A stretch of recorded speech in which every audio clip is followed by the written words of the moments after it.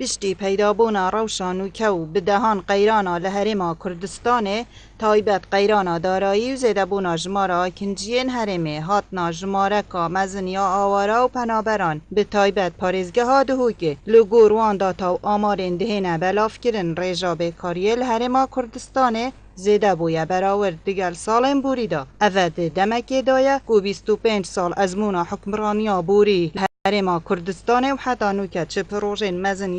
و برهینان و بازرگانی و پیشسازین استراتیجی لهرما کردستان نهاتین دانان او پروژن بریانو که پرانیاوان هاتین راوستاندن کو دبنه صدم پیدابونا دلیوین کاری و جلای کدی و به صدان کری کارن بیانی به ریکا کمپانین تایبت هاتین دناوا هرما کردستان و کاری دکن لگور داتا و آمارن وزارت پلاندانان لحکومت هرما کردستان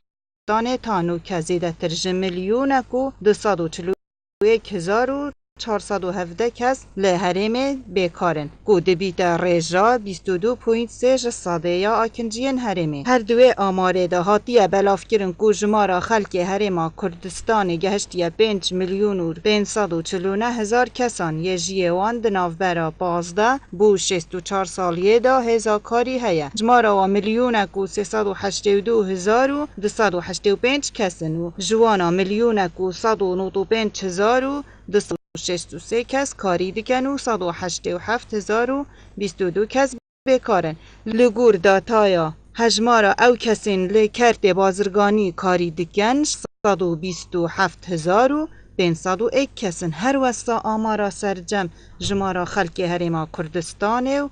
جوانا نزیکی میلیون کو 300,000 کس بیکارن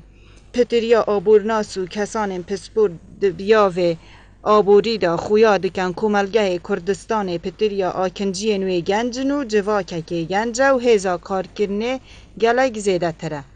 لداویه و لگور بوچونا جواکناسان قیرانا دارایی و نبونا دلیوین کاری رنگ ودانا